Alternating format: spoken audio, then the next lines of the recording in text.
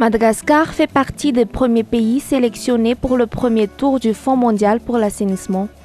À Madagascar, le programme est appelé Fonds d'appui pour l'assainissement.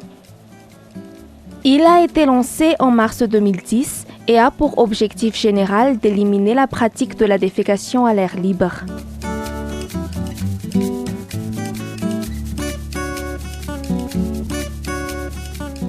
La région Alochamangour compte parmi les 8 zones cibles du premier tour de financement du FAA Madagascar à travers de lots de subventions d'appui. Elle comprend 5 districts parmi lesquels 2 sont cibles du FAA actuellement.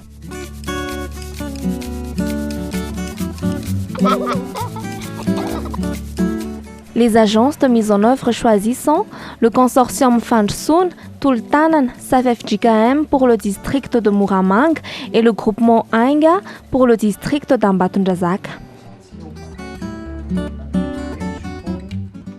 Ny tetikasa izay tanterahana amin'ity commune ity moa zany dia tetikasa vatsiny famatsim-bola iraisam-pirenena momba ny fadiovana na ny tanjona anatin'ity tetikasa ity moa zany dia ny hoe fanafoanana tanteraka ny famparitahan'ny tay ao anatin'ny commune Ray Manontolo.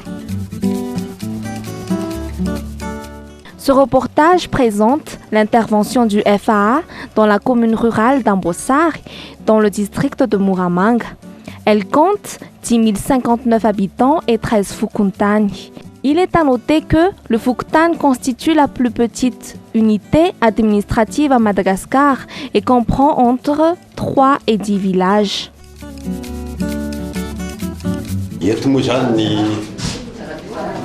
Commune Mbanivohitra Amboasary Gara ka dia amin'ny alalan'izay tetikasan'ny fisorohanan'ny tay miparitaka zay dia vonina ny tenanay miaraka amin'ny chef de Fokotany rehetra miaraka amin'ireo tangalamena rehetra.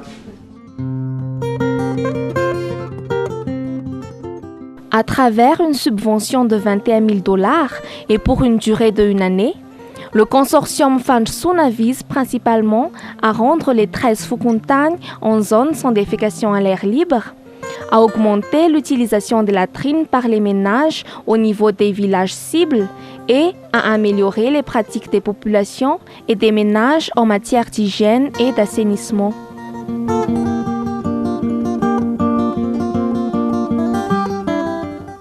Izany commune zany dia misy Fokotany 13 ary dia izay Fokotany 13 izay zany dia tokony hoe mampiasa lava-piringa na ny cabinet daholo zany ny vahoaka rehetrarehetra ao anatiny. Tokony ihany koa anao ny fadiovana dia fampiasana an'ireo message anankitelo, fampiasana lava-piringa, faharoa fanasana tanana amin'ny savony ary ny fahatelo fampiasana ny rano madio hatrany. Dans la commune rurale d'Ambosari, les interventions du FAA ont commencé en mai 2011. Avant même l'attribution du marché au consortium, des descentes d'évaluation des besoins auprès des populations ont été menées en collaboration avec les autorités locales. Aussi, avant le lancement proprement dit du projet, des séances d'introduction et de plaidoyer ont été effectuées par les techniciens du consortium. Voalohany indrindra ary zava-dehibe dia ny hoe fampanandraisana anjara ny mpahazo tombotsoa. Io dia miainga indrindra amin'ny manam-pahefana aty an-toerana izay taritin'ny ben'ny tanàna sy ny conseil communal ary ireo sampana ndraraha samihafa ao anatin'ny commune. Misy ny dingana izay narahana mba hatongavana ho amin'izao fambiazana izao. Ka voalohany indrindra tamin'izany dia niantso an'ireo tompona andraikitra rehetra na ny isan'ny servisy na ny isan'ny tsampana na ireo ray aman-dreny ara-pinoana sy ara-pivavahana na ireo ray aman-dreny tangalamena na ny ireo fikambanana rehetra dia nantsona ireo olona rehetra ireo mba tsy ho tompotrano miono amin'ny fanatanterana ihany koa zay le tetikasa izay. Izay moa zany dia anisan'ny nandray ny équipe technique ny ONG Fandrosoana sy ny SAF FJKM ary ny tolo-tanana tamin'ny fahatongavan'izy ireo teto Amboasara dia tonga izy ireo moa natolotra ny fiangonana ny antony dia izao hoe ny FJKM Amboasara dia miara-miasa amin'ireo fiangonana FJKM rehetra manerana ny commune Amboasara midika zany fa moramora kokoa zany ny fihetrehan'ireo équipe technique ny asany rehefa fantatry ny fiangonana ny atobisian'izy ireo. Des séances ont été par la suite suivies par les activités de renforcement de capacité des acteurs directs, allant des techniciens, agents encadreurs et animateurs jusqu'aux volontaires communautaires, sur la promotion des messages clés en assainissement et hygiène et sur l'approche ATPC ou assainissement total piloté par la communauté.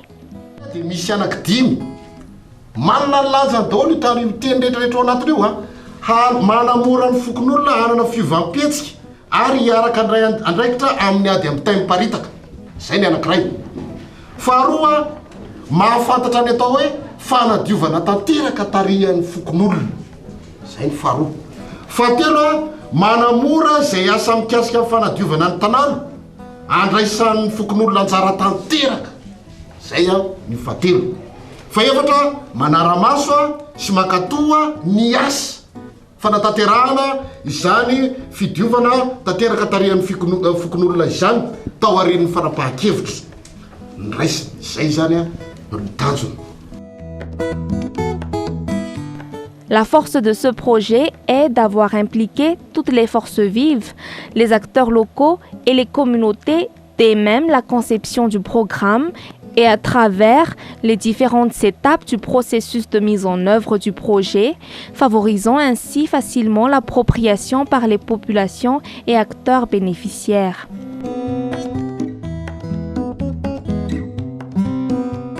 Durant ces 5 derniers mois de mise en œuvre, la TPC a été déclenchée au niveau des 74 villages sur les 115 répartis au niveau des 13 Fukuntani. Dia taorian'izay rehefa vita ny fiofanana moa zany dia nisy ny fandraisana ny recensement izay nataon'ireo ACM mikasika ny zava-misy tetỳ amin'ny tanàna. Dia nisy ny fanaovana ny déclenchement na ny fanerana talohan'izay zany dia niezaka ny fanerasera tamin'ny zareo tatỳ an-toerana zany izahay ny amin'ny fanatanterahana an'izay déclenchement izay. Ny zavatra tena nataonay zany dia nizahana mihitsy hoe horikoriko ilay olona ho atsapa-tena mihitsy izy zany hoe tena maloto ny tay. Oetolotsika dia avy eo makatsy.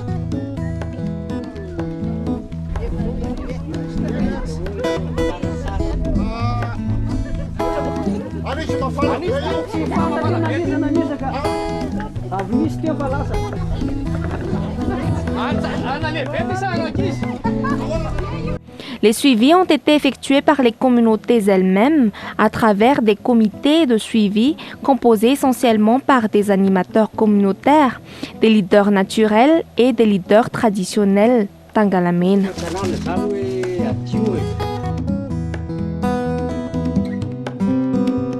Zay moa zany ny nahatongavanay araky ny fotoana mifanomezana tamin'ny ray volana lasa zay. Dia nisy fotoana mifanomezana zany amin'ny tsirairay amin'izay olona hoe tapa-kevitra nanao an'izay WC zay. Dia ny antony nahatongavanay zany nanao an'izay fanaraha-maso zay satria nisy fotoana natao hoe isaky ny 3 andro zay dia mandeha manao fisafona amin'izay fanaovana an'ilay WC zay manomboka mandavaka izy dia efa misafo zay dia teo amin'ny manaratsaka zao ataon'izao sy ny nametany eo ambany eo. Dia isaky ny 3 andro zany zay dia manao fisafona anazy amin'ny araky fizotry ny asa zay ataony. Zay zany le ndraikitra anay hoe fotoana nomenjareo moa hoe ray volana. Dia mino sy manatena zay fa ao anatin'le ray volana zany zay dia ikelaina sy ikely soroko mihitsy atao hoe anetsiketsika sy anara-maso an'le fizotan'le hoe fanaovana an'le WC.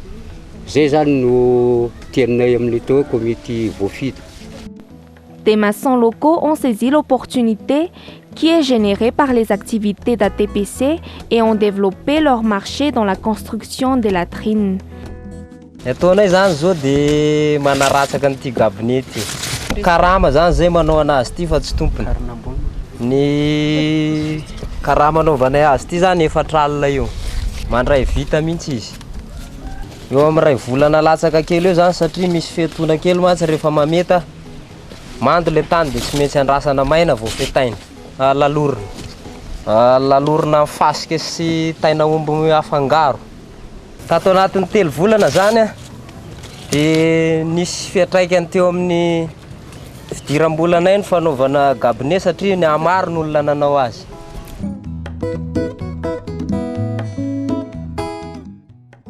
Et pour la mise en œuvre de ces activités, le consortium Fanchsun a collaboré avec les leaders administratifs, les leaders religieux, les leaders traditionnels et le CRDW. Nahatrany am-piandohana nahatraty amin'ny mpanantanterana izy dia nandray antsara ihany koa zany faritra nanampy andreo rafitra natao anatanteraka ny tetikasa koa amin'izany moa zany dia ny comité Duranois zany sehatra anankiray nandray anjara tanteraka any amin'ny famolavolana tany am-piandohana any tetikasa nandray anjara ihany koa amin'ny fomba rehetrarehetra nentina ny safidy andreo fikambanana na ONG anatanteraka ny tetikasa ary mandray anjara ihany koa amin'ny fizoina na ny suivi ny tetikasa. En seulement 5 mois de mise en œuvre, le nombre de latrines construites est passé de 34 à 168 dans le village d'Ambouimiarn. Ce phénomène est presque généralisé dans la commune rurale d'Ambosary. Ty toerana ty zany taloha de toerana fangerezana zany hoe zone de défécation à l'air libre fa taorinan'ny fanentanana izy zay natao taty tamin'ny momba le tetikasa FTTF de lasa midiovin'le olona de nasiany karakarainy ny zava-maniry ny tety ny akondro ny rehetrarehetra de lasa nasiany an'izao ohatra zao hoe tsy azo anaovana maloto tsony zany atao amin'ity toerana ty. Pour mieux comprendre ce phénomène, écoutons quels sont les facteurs qui ont fait que ce soit une réussite. Nahatonga an'izao vokatra tsara zay zany moa raha fehezina dia amin'ilay hoe fampiasana ny CLTS zany nentina natany fototra zany no tena anisany zava-dehibe. Ny tena nampahomby an'ity tetikasa antsika ty dia ny fandraisan'ny rehetra anjara trany ambony ka traty ambany. Dia nandray andraikitra amin'izay zany izahay sy fokontany hoe andao aritsika tamin'ireo mpanentana ara-pahasalamana dia mandeha isam-paritra mihitsy manao an'ilay fanentanana nanao an'izay fandresen-dahatra zay. Ny fandraisana anjaran'ny autorité rehetra sy ny chef fokontany rehetra sy ireo tangalamena rehetra zay mora nidirana tany amin'ny tanàna rehetrarehetra. Nanao fizarana andraikitra zany zay dia nataonay zany ny peta-drindrina hoe izy fivombem-pokon'olona ataontsika mba misy fanentanana ara-pahasalamana atao. Ka rehefa tonga tany amin'ny tanàna rehetrarehetra indray dia ny fandraisana anjaran'ny chef de village sy ny olon-dehibe zay miverina fa tangalamena eo amin'ny toerana, ireo ase rehetra eo amin'ny toerana, ny OTA zay mifanerasera matetika miaraka amin'ny amomo zany zay ny tena hita hoe nampahomby anazy dia fahatsapandro zareo hoe tena nazy tanteraka fa iry zareo reto dia tena manara-maso anay fotsiny ary manampy anay zay natanterahana ny cabinet. Dia rehefa nentany ery zareo dia natao zany le fandresen-dahatra aloha hoe mbola misy taim-paritaka aveo atao amin'ny tanànanareo dia mijerena daholo zay toerana misy ny toerana fanaovana taim-paritaka zay tamin'ny diabe ny rikoriko. Fahatsapana an'le hoe lafiny ray aloha dia le loto mihitsy hoe fa maloto le manodidina raha vao zay ny atao. Faharoa hoe ianao lehilahy lehibe zao hoe ibodibodika iny ibodikiny anaovana an'iny dia ny fahadiovana ho iaho, faharoa miaraka amin'izay mba azo lazaina ny hoe fahafaham-po ho an'ny tompo-trano ary ho voninahitra eo amin'ny vahiny mandalo.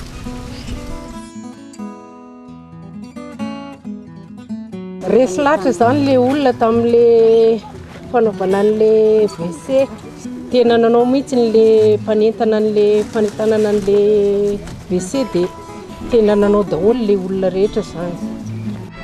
zay tena hoe maharesy lahatra ka hanao kabinetintsika amin'ny fotoana io itakano afinareo manisakely nanao zay zany no tena nanentana ana hoe noho rehefa nytanin'ireny olona ireny zay a dia andao ary anao n'le WC fa tena ilaina le WC satria ara-pahasalamana moa ny fahadiovana ilaina zay angamba aloha ny atao hoe voalohany indrindra nanentana ana nanao n'le WC dia efa ataoko hoe zay no anisan'ny tena nahomby indrindra hoe amin'ity fomba fiasa vaovao ty a dia tsisy famatsim-bola mihitsy fafetsena fivapetsika atsika rehetrarehetra menakavy a dia mifanampiana an'ireo vahoaka madinika tsy nisy tsony hoe ry mpanan-karena ry mahantra miaraka aminay mitakosina miaraka fanakalo hevitra miaraka manome hevitra miaraka nisa zany rehetra zany a dia anisan'ny nampahomby mihitsy satria na dia mba fanehoany le olona anankiray tsy manana kabine eo ampambiny vahoaka rehetra ary a dia efa ataoko hoe zay no anisan'ny tena nahomby indrindra hoe natao mihitsy hoe reo lay amo anateraka tetika azy zany dia kambana ao anatin'ny fianakaviam-be an'ny Diranos.